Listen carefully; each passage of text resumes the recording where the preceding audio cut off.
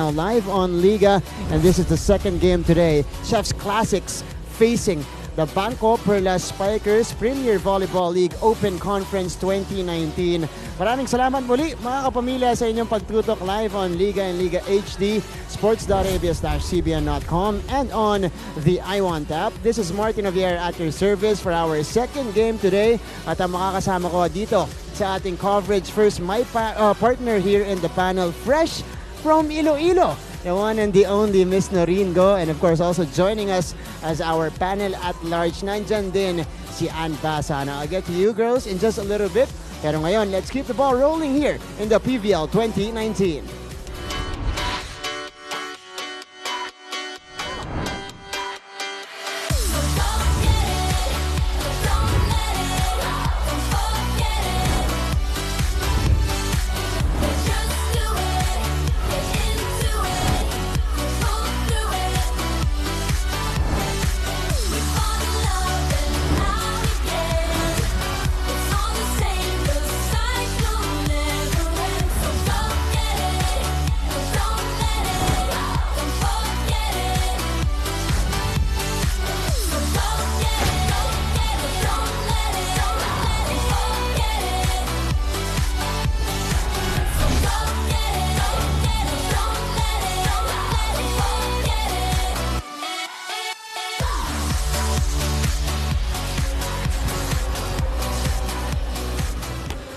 What's up mga kapamilya? It is day 25 of this PVL Open Conference, and today we will be ending this Sunday volleyball day with a match between the BanKo Perlas Spikers and Chef's Classics. Last September 28th, the BanKo Perlas Spikers finally put a stop to their bleeding after they defeated Team Modolite in 3 straight sets. While for Chef's Classics naman, they started out strong in the first set against Petrogas Angels, but unfortunately their efforts were not enough as they lost in 3 straight sets. Kaya Martin and Noreen, I'm sure that today's game will be very exciting, knowing that both teams are going to be putting up a fight, knowing that BanKo Perlas is eager to stay in the top 4 and Chef's Classics is eager to claim their very first win. That's exactly the situation right now, no? And isang team galing sa panalo, isang team galing sa talo, at magkaiba nga ng sitwasyon going into this matchup. Noreen, alam natin to. Itong BanKo Perlas Spikers, they're in the running para sa ating semifinal spot. But of course, there's a little bit more pressure on their shoulders right now to get a win against a very hungry team like Chef's Classics. Yeah, you're right. It's really a tale of two different teams with 2 goals. For Chef's Classics, they're out to get their first win. For BanKo nga, they want to solidify their place in the semifinals. And speaking of the team standings, tignan natin yung sitwasyon ng mga kuponan natin para sa labang ito. You take a look at the logjam there at the middle, Noreen. Yeah, I mean, that's why every win counts really. Creamline at the top 12-0. Petrogas with a good weekend. 9-2. BanKo Perlas 7-5 tied with Motolite. You can see Pacific Town Army 6-6. Choco Mucho 6-7. Air Force with that loss 4-7. Valley Pure 4-10. And Chef's Classics 0-14. So that's how the tournament is shaping up at this point of the elimination round. Papatapos na nga tayo ng ating second round. Pero babalikan muna natin yung una nilang paghaharap dito sa ating tournament. And it was an easy win for the BanKo Perlas Spikers. They dispatched Chef's Classics in that game. 3-setter yung naging laban natin doon, Noreen. Yeah, I mean, BanKo Perlas really a dominant performance, no? And they won in terms of spikes and in aces. But the Lady Red Spikers, although they lost, they won in blocks and they committed less errors. So these are the things they have to use coming into today's game, hoping to at least win a set against BanKo. That's right. They showed fight, or some fight rather, especially in the first 2 sets nung laban na yun. Yung nga lang ng third set, medyo nakalayo na doon ang BanKo Perlas Spikers. So maraming pag-uusapan yung mga fans natin online. And ano ba yung pwedeng pag-uusapan, pwede sa ating i-tweet yung mga fans natin online going into this match? Well, Martin and Noreen, I'm sure the fans are really excited to see Kathy Bersola's blocks or even Justin Chu's killer spikes. Kaya mga kapamilya, we want to know what you guys are expecting in today's match. So tweet us at ABS-CBN Sports and use the hashtag PVL2019. You can also check out our Instagram page for exclusive photos at ABS-CBN Sports. And to keep up to date of all things Premier Volleyball League, you can check out the #1 sports website of the Philippines. That's sports.abs-cbn.com. And lastly, Be sure to like, share, and follow our Facebook page. We are close to 1 million likes. We have 990,911 likes. Getting closer and closer to that magic number, which is 1 million on Facebook. So keep liking, keep sharing, and maraming salamat. At mamaya makakapanayam ka namin during the game. Pero sa ating pagbabalik, pag-uusapan na natin yung dalawang teams for our final match today. At syempre, meron tayong ilang players na makakasama rin dito sa ating panel. Lahat pong yan sa pagbabalik ng PVL 2019.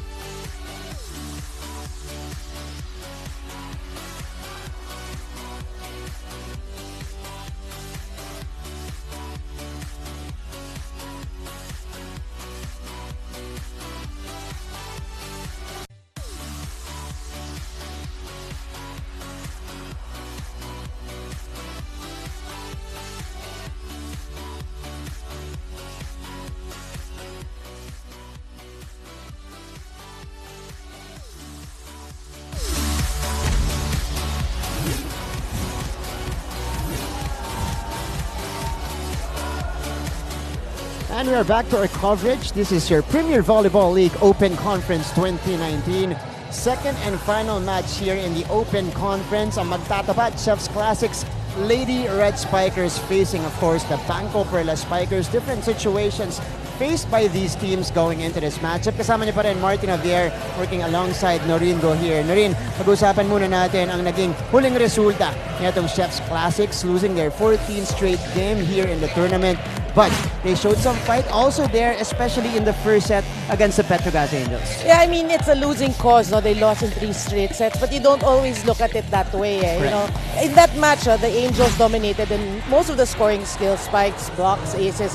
But again, Lady Red Spikers less errors, so obviously this team's not prone to committing errors. So the challenge today is how do they convert, because they also led in digs and receptions in that match. Yeah. Diba? These are the positives they have to take from that game and hopefully convert so that they get more offense. And that shows also progression dito sa Chef's Classics team na to. At ang mga kapanayam natin doon, one half of the Viray twins nandito, si Ella Vera. Hello, Ella. Ayan. Hello po. Hi, Ella. Maraming salamat sa pagsali sa amin. So para maraman ninyo kung sino siya, siya po yung left-handed. So Yes. if it's Ella, kaliwete. Left-handed. Opo. Ayan, sige. Pero Ella, siyempre, nagpapakita naman kayo ng laban dito sa mga laban nyo sa Premier Volleyball League. In that game against the Petrogas Angels, you competed in the first set. Pero ano nangyari pagkatapos nun? Siguro nawalan po kami ng first ball.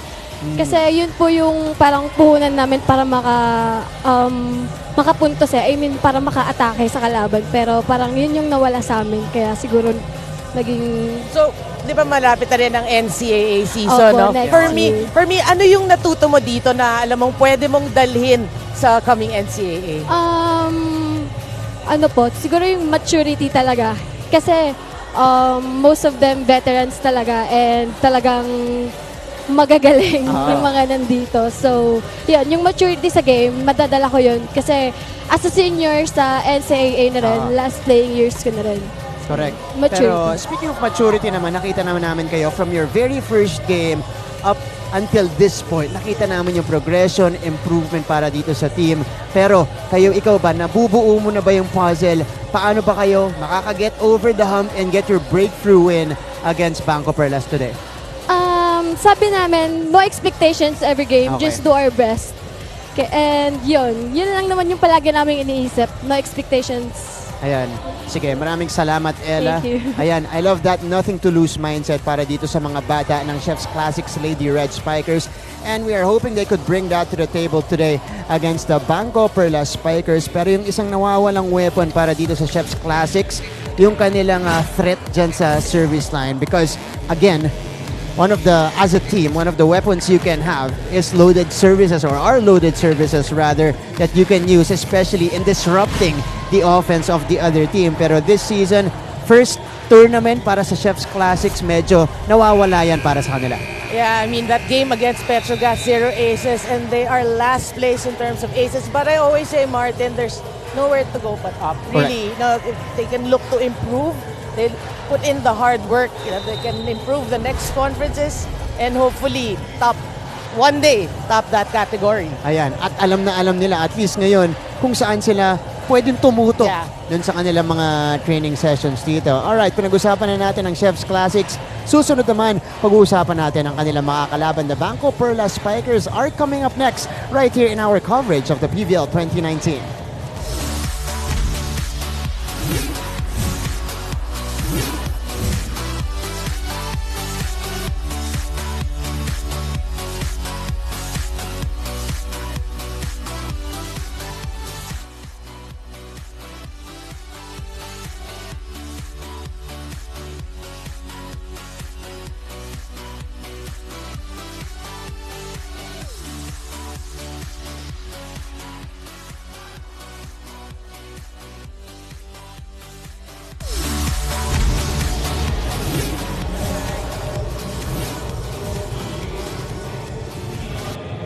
Nagbabalik ang Premier Volleyball League Open Conference 2019. Kasama dyan natin Martin Javier, working alongside Noringo here in the pregame. Pag-usapan na natin Chef's Classics. Let's go to their opponents today, the BanKo Perlas Spikers, who got a humongous win against the Motolite team na ka-side-by-side nila dito sa ating team standings sa Norin. Yeah, you're right. It was a huge win, and in 3 sets at that. I think they just woke up at the right side of the bed. They won in terms of spikes and aces, and even took big. So these are the things they also want to use coming into today's game and their future games. Kasi wala pang panalong Chef's Classic. So for BanKo, you want this to be a stepping stone in your quest for hopefully the finals. Magandang springboard nga yan. An emphatic win, convincing win against one of their rivals here, ang Motolite team. At syempre maganda rin yung naging points distribution ng team ng BanKo Perlas Spikers in that last game. And the biggest reason why is their setter here na bagong-bago po sa ating panel dito sa Premier Volleyball League. Nandito si Jem Ferrer. Jem, kamusta? Okay lang naman. Jem. Ayan, Jem, biglang, dati nandito ka ngayon, nandyan ka naman. Diyan ka ngayon. muna. Laro ka muna. But you got the big win against Motolite. Now, what did that win mean for the team? Kasi ang laki nun, tapos 3 sets pa. So that was convincing. Sobrang importante kasi yung game namin last time against Motolite kasi yun na yung start ng second round na lahat ng panalo, lahat ng games namin, kailangan namin panalo. Yeah, I mean, there's always talk, yung inconsistency na nga. You can play alongside the best. You can beat the best. Pero how do you address that? We've asked that a lot of times as different players. Pero for you, like as an analyst yourself, how do you address that going into the latter part of the conference and hopefully semis and finals? Siguro yun yung weakness ng team namin ngayon na parang hindi kami consistent every game. Minsan ang ganda ng gising, minsan ang pangit ng gising namin. So ngayon, sa 4 remaining games namin, talagang kailangan namin pagsipagan kasi sobrang importante at kailangan namin makuha yung spot na gusto naming pwestuhan para sa Final 4. Siyempre ngayon, kiskisan kayo with the team Motolite. Now, you guys are facing must-win situations.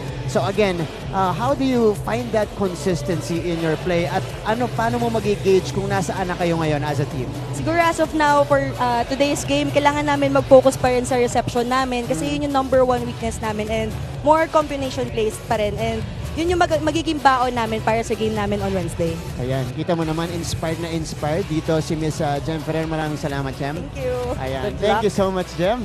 Ayan, Jem Ferrer spearheading that attack of the BanKo Perlas Spikers in their previous matchup here in the tournament. That's why they went up to 7-5. Pero yung kanilang 4th best scorer so far in the league, or 4th best scorer in the team rather, itong si Sue Roses naman ang nagpakita ng kanyang scoring chops, Norin. Alam mo, si Sue doesn't score big in all of the games, in every game. Pero pag kinakailangan siyang gumawa, when he is called by Jem here, he always answers the call and comes up big for her team. Yeah, Sue Roses for me is a role player. She was a superstar in her own right years back. But now, as she has matured in age. Ayun. Sorry, Sue. No, but that's what you like about her. She continues to get better. Yeah. And she's accepted her role, role player, being support.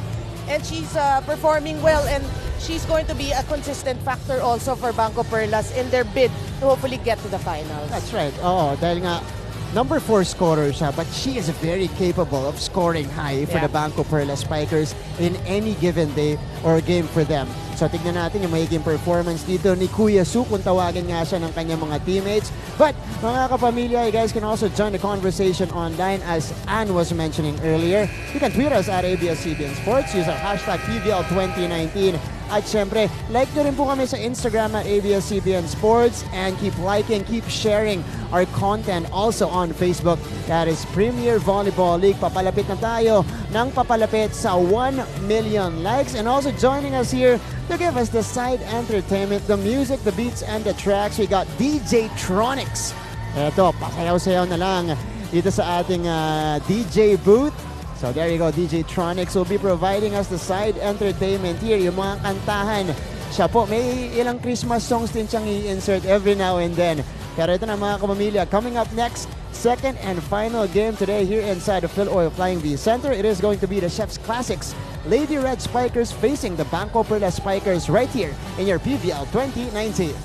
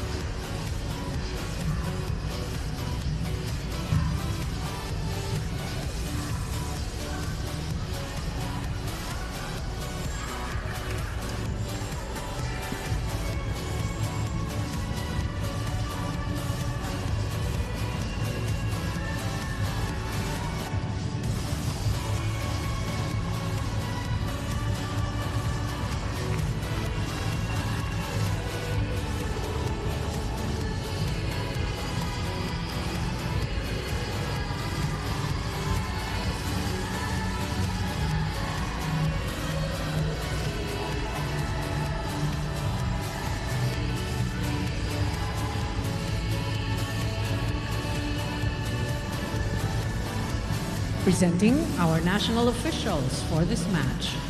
First referee, Mr. Erlindo Yusebi. Second referee, Mr. Bob Malena. Let's welcome our starting lineup from our Chef's Classics Lady Red Spikers. Let's begin with their team captain, number 14, Justine Tew. At number 1, Rebecca Anjanette Cuevas. Wearing jersey number 7, Bien Juanillo. At number 9, Miza Viray. Wearing jersey number 16, Maria Gisela Viray. And number 21, Iris Olivia Oliveros. Liberos are number 5, Julia Angeles.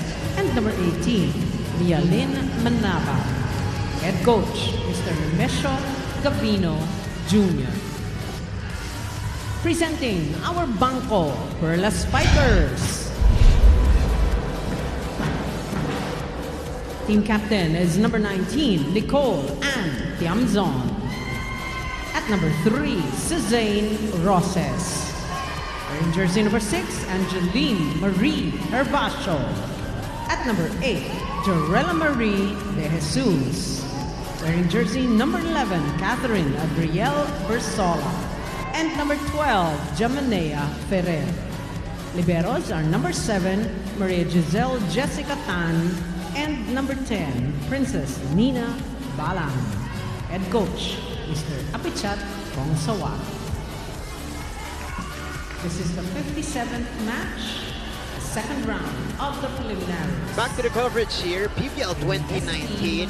Live right now on Liga. Magsisimula para dito kay Coach Nemesio Gavino and the rest of the Chef's Classics Lady Red Spikers. Gray Twins bannering that lineup. And on the other side of the floor, you got the BanKo Perlas Spikers here. Full force. Their strongest unit on the court right now, bannered by their leading scorer here, Z Herbacio at the middle, anchoring the middle part there, of course, is Cathy Bersola. So here we go, 0-14 itong Chef's Classics.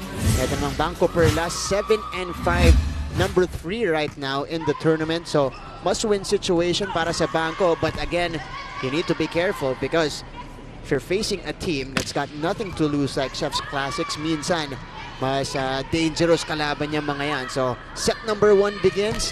You guys are joined by Martin Javier, Domingo, and of course our panel at large. Nandiyan din maya-maya makakausap natin si Ann Basa. First point para dito sa BanKo Perlas Spikers, and it is still Jen Ferrer serving it up here. So early scoring para dito sa BanKo, pero matapos yung magandang serve kanina ni Jem.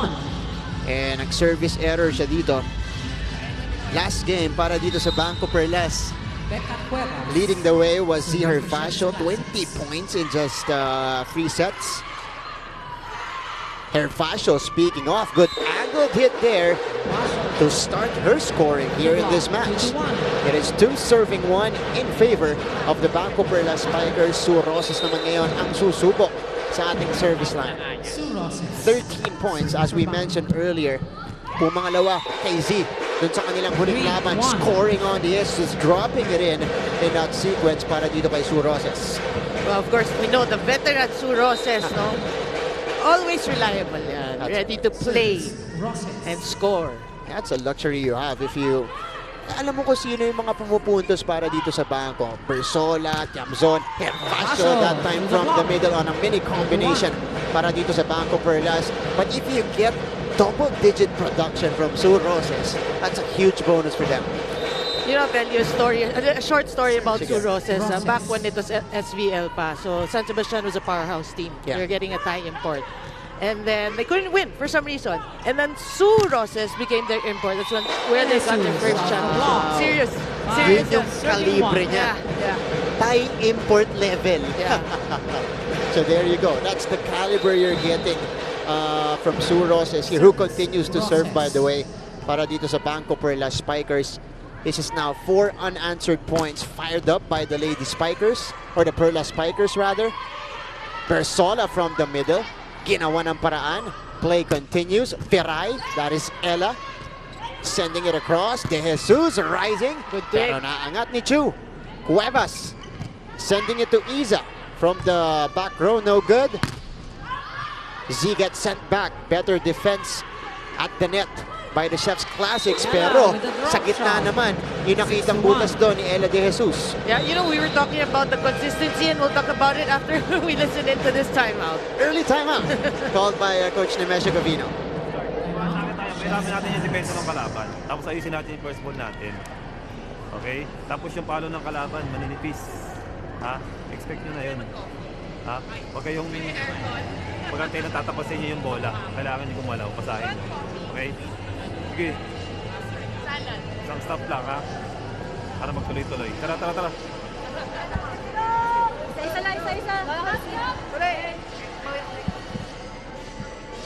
Alright, it is 6 serving 1. Early problems para dito sa Chef's Classics. Again, hindi pa natin nakikita yung hunger to win, at least in the early goings of set number 1.